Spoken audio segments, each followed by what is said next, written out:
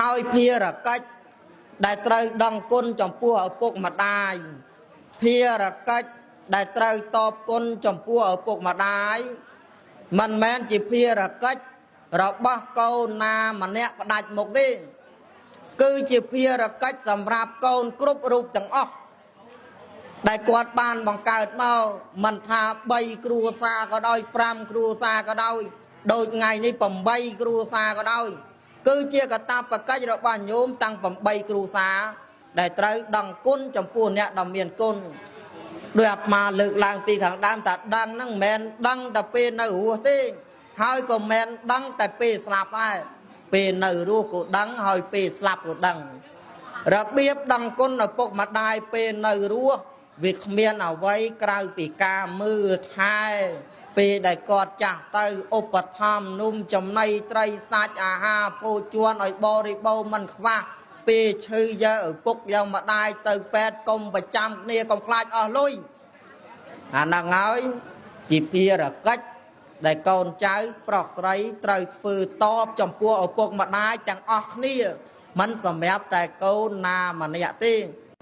គឺជាការដែលត្រូវចំណាយទាំងអស់គ្នាមិនសម្រាប់តែបុគ្គលណាម្នាក់ទេនេះគឺជាកិច្ចការដែលកូនចៅទាំងឡាយត្រូវដឹងគុណចំពោះឪពុកម្ដាយដែលគាត់នៅរស់ចុះពេលដែលស្លាប់ទៅត្រូវធ្វើម៉េចពេលដែលស្លាប់ទៅនៅក្នុងពុទ្ធសាសនាដែលលោកសម្ដែងមកគឺមានតែបុណ្យតក្កិណានុប្បទានហ្នឹងហើយ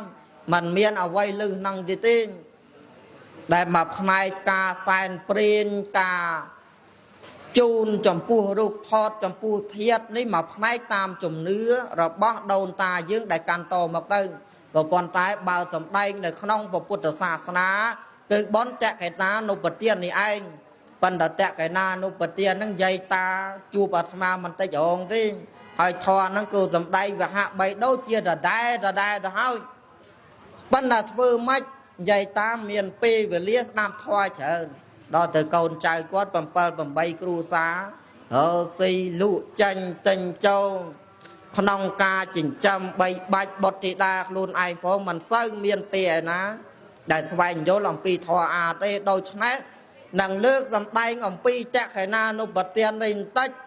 ដើម្បីឲ្យកូនចៅទាំងអស់យកទៅធ្វើនៅថ្ងៃស្អែកអញ្ចឹងកូនចៅទាំងអស់ប្រឹងស្ដាប់ឲ្យមែនទេបុណ្យសំខាន់គឺពេលហ្នឹងហើយដែលសំខាន់បំផុតទៀតគឺពេលស្អែកហ្នឹងហើយពីព្រោះចាប់ពីស្អែកទៅបុណ្យហ្នឹងមានពីណាធ្វើ3យប់3ថ្ងៃទេតែមកយប់មួយថ្ងៃចប់ហើយ